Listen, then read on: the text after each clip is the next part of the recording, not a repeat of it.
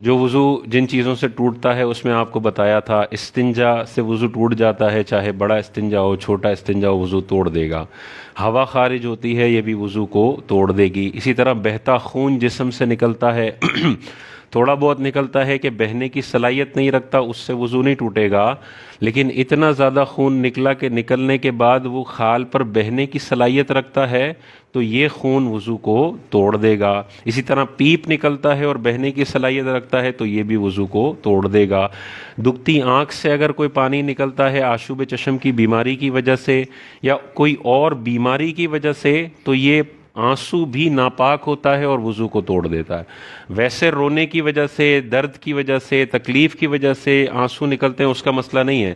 آنکھ کی بیماری کی وجہ سے جو پانی نکلے یہ پیشاب کی مثل ناپاک بھی ہوتا ہے اور وضو کو بھی توڑ دیتا ہے۔ اور پھر بتایا تھا کہ قہقہا جاگتی حالت کے اندر رکوع سجود والی نماز میں اگر کوئی اتنی زور سے ہنستا ہے کہ ادھر کے لوگوں کو بھی آواز آ جاتی ہے، ادھر کے دو تین لوگوں کو بھی آواز آ جاتی ہے، تو اتنا بلند آواز سے ہنسنا قہقہا کہلاتا ہے، وضو کو بھی توڑ دیتا ہے، نماز کو بھی توڑ دیتا ہے۔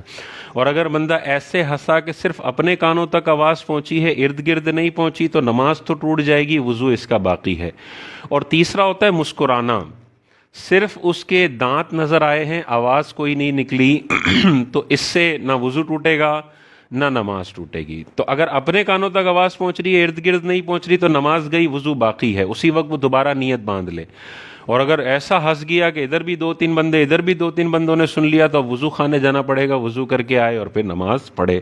اسی طرح سونے سے وضو ٹوٹ جاتا ہے، لیکن سونے میں حالت ایسی ہونی چاہیے کہ سرین جمے ہوئے نہ ہو، اور حالت ایسی ہو جو نیند کو روکنے والی نہ ہو۔ تو کھڑے کھڑے سو گیا، وضو نہیں ٹوٹے گا۔ زمین پہ بیٹھے ہوئے سویا کہ سرین جمے ہوئے ہیں، نہیں ٹوٹے گا۔ کرسی پر بیٹھے بیٹھے سو گیا، نہیں ٹوٹے گا۔ لیٹ کر سو گیا، ٹوٹ جائے گا۔ رکوع کی حالت میں سو گیا، نہیں ٹوٹے گا۔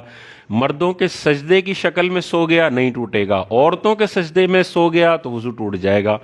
تو ایسی مختلف چند صورتیں، لیکن اتنی گہری نیند میں کھڑے کھڑے سو گیا کہ آواز دے رہے تو بھی موصوف کو آواز نہیں آ رہی، تو پھر کھڑے کھڑے بھی ٹوٹ جائے گا۔